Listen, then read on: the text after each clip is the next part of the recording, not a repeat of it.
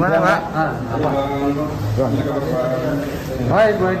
Tentang sidang hari ini Bang? Baik, hari ini sidang ke-22 masih mendengarkan keterangan saksi Adicat dari penasihat hukum.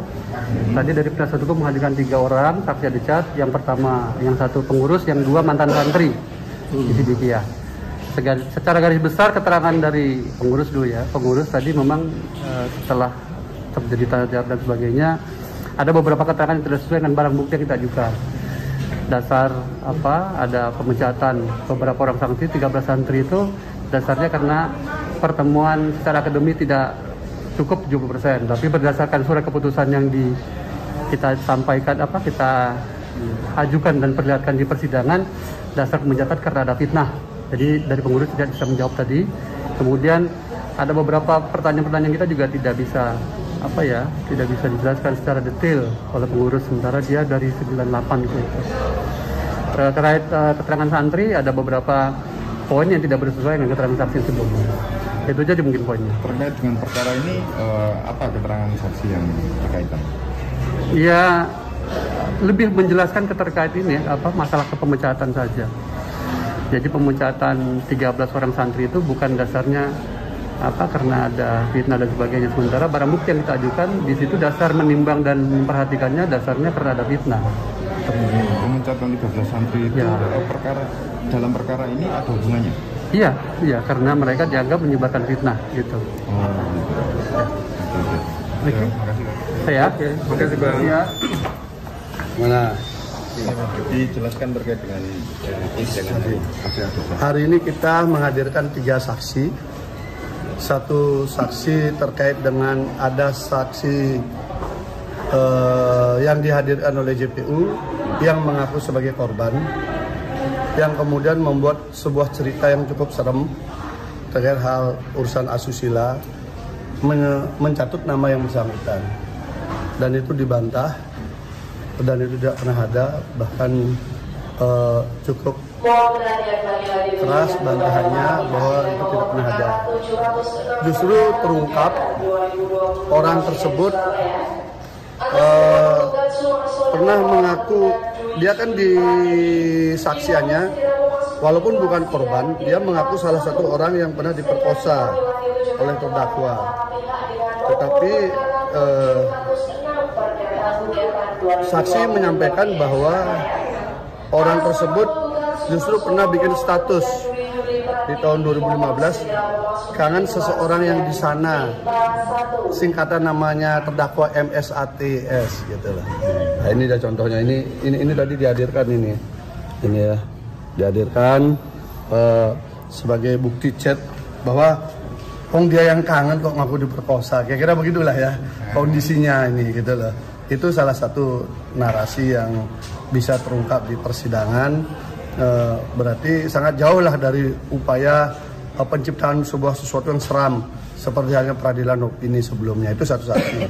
Saksi yang kedua itu adalah orang yang juga ikut dikeluarkan dari 13 nama di tahun 2018. Nah, itu ditegaskan bahwa dia tidak ada kaitan dengan urusan dengan korban yang mengaku korban itu, tapi murni karena dia tidak mentaati aturan yang ada di sekolah. Contohnya Bang? Yaitu contohnya dia tidak aktif di kegiatan sosial, dia tidak pernah hadir, sering pulang dan sebagainya. Akhirnya suka bolos lah.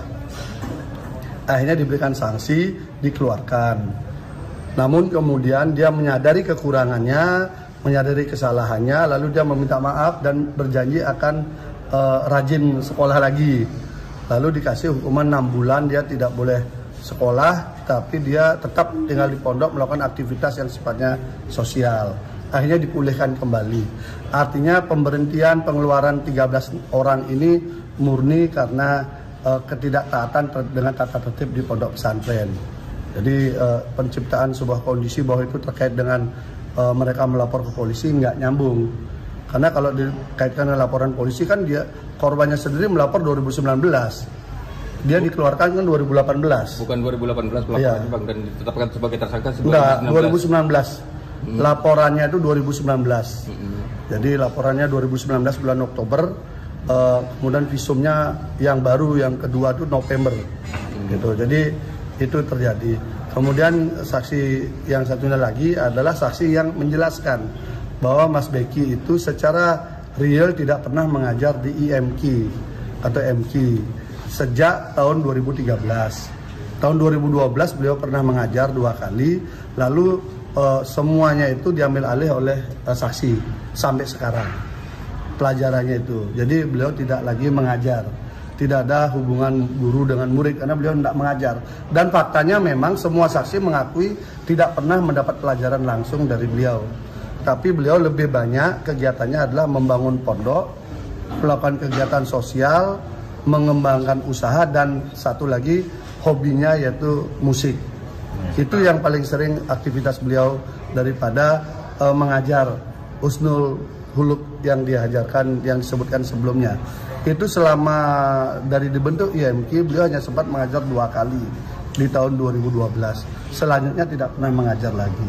Itu kalau posisi sebagai jabatannya di pendidikan itu apa, Bang? Nah, beliau jabatannya disebut sebagai wakil rektor atau koordinator 2. Itu pada saat awal beliau masuk, 2012 beliau masuk, sampai kemudian 2 tahun yang lalu baru diganti dengan posisi beliau sebagai koordinator 1 karena koordinator 1-nya sakit-sakitan. Namun secara kegiatan beliau tidaklah aktif. Kenapa? Karena menurut penjelasan tadi nama beliau dipakai untuk sebagai daya tarik banyak orang mau sekolah di IMQ gitu. Walaupun secara mengajar beliau tidak gitu. Jadi simbolik, dan itu tidak ada SK khusus untuk itu gitu. Karena sifatnya ini kan walaupun standarnya setingkat kuliah, tetapi kan polanya pola pondok. Tidak sama dengan universitas pada umumnya. Tapi itu murni pola pendidikan pondok, di mana puncak daripada pengajaran itu adalah dari Pak Kiai gitu lah. Selama Pak Kiai nggak bisa ngajar, maka yang lain lah yang mengajarkan berbagai materi. Nanti Pak Kiai bisa, baru Pak Kiai. Jadi polanya seperti itu di IMQ dan MQ itu. Jadi ketika dicoba ditanyakan dengan cara berpikir universitas pada umumnya, memang nggak nyambung. Maupun istilah rektor, makanya tadi sampaikan kadang disebut rektor Pak, kadang disebut koordinator. Kenapa gitu? Karena nggak nyaman juga katanya yang disebut rektor itu. Karena kan kita hanya koordinator kegiatan saja gitu. Kira-kira seperti itu. Polanya masih begitu, sangat sederhana. Beda dengan yang SD, SMP, SMA gitu. Bang, tadi jaksa JPU sendiri kan ngomong kalau ada beberapa saksi Adicat atau dan saksi-saksi lainnya itu sendiri tidak bisa membuktikan apa yang dipertanyakan daripada JPU. Itu pertanyaan apa itu? Pendalaman apa aja yang dipertanyakan, yang nggak bisa diutarakan tadi? Iya, kalau yang ditanyakan tidak dia ketahui kan memang nggak bisa dia jawab. Ngapain dia harus menjawab sesuatu yang dia tidak tahu kan? Kalau dipaksakan dia kemudian bertanya sesuai keinginan JPU yang memang dia nggak tahu kan, memang nggak boleh. Dia harus menjawab sesuatu yang dia tahu. Misalnya, itu tadi ada yang sudah diberhentikan.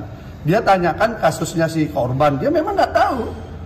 Terus saya nggak tahu, karena saya diberhentikan karena saya ini bolos, saya ini nakal, jadi saya diberhentikan. Lalu saya karena merasa saya memang salah, saya sadar.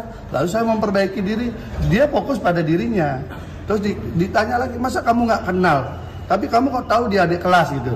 Ya saya lihat dari surat keputusannya. Kalau saya MQ itu berarti pasti kakak kelas. Kalau IMQ itu pasti adik kelas. Jadi kan benar jawabannya. Tapi kalau dipaksakan dia harus menjelaskan soal si korban, memang dia nggak tahu. Masa orang nggak tahu cerita kayak saksi-saksi yang dihadirkan itu yang bisa bercerita banyak hal, tapi dia nggak hadir, nggak ada di lokasi, kan beda kan. Jadi dia hanya menceritakan apa yang dia ketahui. Ketika dipaksakan apa yang diketahui JPU untuk dia jelaskan, jelas nggak mau dong. Orang dia memang nggak tahu, dipaksa kan nggak bisa. Jadi sebenarnya dia yang dia ceritakan tuh misalnya ya, kenapa kamu diberhentikan? Ya saya salah karena saya begini. Ya jadi kita ingin pastikan bahwa surat keputusan itu tidak ada kaitan dengan masalahnya sih peristiwa yang dilaporkan polisi itu.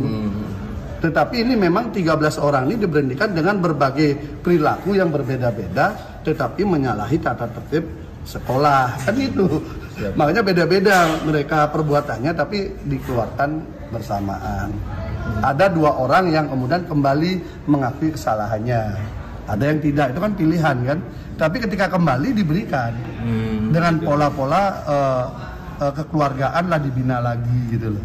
Itu Yang satu yang perempuan yang agak keras karena memang namanya dicatut untuk sebuah peristiwa asusila yang disebutkan ya cukup serem lah dalam cerita itu kan.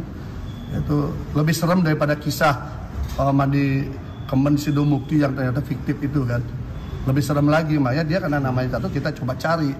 Kita cari orang itu akhirnya ketemu dan beliau bersaksi. Bahkan beliau menyampaikan, ini loh buktinya, orangnya malah ngaku kangen sama Mas Beki, orangnya tergila-gila sama Mas Beki gitu loh. Bang, dari mandi kemben itu sendiri yang abang bilang fiktif itu, sementara dari saksi yang sebelumnya pada dalam pra peradilan yang kesini, saksi dari pemohon itu membenarkan, itu seperti apa? Yang mana? Waktu pra peradilan itu ada menyatakan ya yang peristiwa terkait masalah pemerkosaan ini sendiri. Pemerkosaan yang mana? Yang ada di mana? Kan ini ada banyak cerita nih. Iya. Ada soal berendam di pakai kemben telanjang Sidomukti. Kemudian ada dia threesome. Kemudian ada diperkosa yang 2 kali. Nah, yang mana mau ditanyakan? Yang mandi kemben. Mandi kemben. Yang menceritakan mandi kemben itu dia bersaksi bahwa dia mandi kemben bertiga. Udah? Di kolam yang dia tunjukkan itu, fakta menunjukkan bahwa semua saksi yang tahu kolam itu sejak dibangun kolam itu kering. Rusak karena bocor. Berarti keterangan dari saksi itu satu ya. Itu ya. salah ini, Bang ya. Ini satu-satu cerita di sini. Kemudian ada 2 yang disebutkan oleh orang ini bahwa dia mandi bertiga. 2 orang ini membantah nggak pernah ada itu. Lalu gimana orangnya dicatut? Dia bertiga dan dia bilang kalau bertiga di situ nggak cukup Pak. Orang kolamnya kecil kok. Kami bertiga nggak cukup dan saya nggak mungkin bisa berdiri di situ. Gitu. Karena tempatnya pendek segini. Gimana orang berdiri? Di atasnya ini bangunan. Nah, makanya cerita horor yang di luar dikonstruksikan seakan benar itu ketika dibawa di persidangan didetilkan itu menjadi lucu. Makanya itu cerita itu yang dibilang pakai kemben Sidomukti sudah gugur, betul-betul gugur. Hanya 1 orang yang bercerita, semua yang dicatut ternyata mengaku enggak, itu kan soalnya ada pernyataan dari saksi permohon waktu pra peradilan yang dihadirkan dari pemohon itu Bang. Nah, siapa? Yang menyatakan seperti itu santri. Enggak, siapa? Ya, artinya dari kesaksian di sini. Iya betul. Soal kemben Sidomukti di depan hakim. Ini kan sama depan hakim. Dia ini saksi ngaku dia bertiga disuruh mandi pakai kemben Sidomukti. Bertiga nih. Ya, ini saksinya ini ya kita sebutlah si Indah sama Dorotul yang disatut namanya sama Firda. Ini ngaku dia bertiga. 2 orang ini loh di dalam BAP maupun di dalam sidang ngaku nggak pernah ada peristiwa itu. Ini 2 orang dicatut namanya, dua-duanya ngaku nggak ada. Nggak ada Pak, nggak pernah itu ada. Lalu gimana? Kalau mau mandi kemben di sana airnya pun nggak ada. Artinya orang kolamnya bocor. Mandi itu Bang ya. Mandi kemben, itu ritual kemben itu clear dan clean itu fiktif, cerita fiktif, clear dan clean karena hanya 1 orang yang bercerita, semua membantah. Yang banyak orang membantah kondisi kolam, 2 orang membantah namanya dilibatkan di dalam ritual itu. Terus siapa lagi saksinya? itu yang itu ya. Nah, kalau yang soal yang 2 peristiwa itu kan udah saya cerita. Yang 2 cerita itu kan udah saya cerita kan, 2 itu bahwa nggak ada. Makanya ini akhirnya kita menjadi bingung. Ini sebenarnya kasus apa? Sebenarnya kalau aja saksi yang dilindungi mereka untuk tidak hadir di sini itu hadir, itu akan sangat bagus. Kita bisa buka karena kita sudah punya beberapa alat bukti, mau kita konfirmasi di situ. Kita akan ketemu mastermind dari skenario ini apa. Kenapa harus si Mas Beki harus jadi korban itu loh. Selain dia kena anak tunggal, pewaris dan sebagainya, ada sisi lain yang bisa nanti terungkap. Sayangnya kan ini terlindungi dengan tanda petik berbagai cara. Dari tidak mau dihadirkan secara normal, harus kami berdebat. Akhirnya kami menemukan pasal yang mewajibkan itu dihadirkan. Ketika sudah dihadirkan, ditangani kemudian hanya lewat surat, dia tidak mau hadir. Akhirnya dengan surat itu kemudian dilindungi bahwa ini tidak perlu hadir. Ya sudah. Rekayasa masih berlanjut kan, gitu. Lebih susah lagi kita bongkar. Untuk acara sidang besok apa kok? Masih ada saksi. Makanya besok saksinya kita ada kombinasi antara ahli dengan fakta. Terima kasih, Pak. Oke, terima kasih Pak.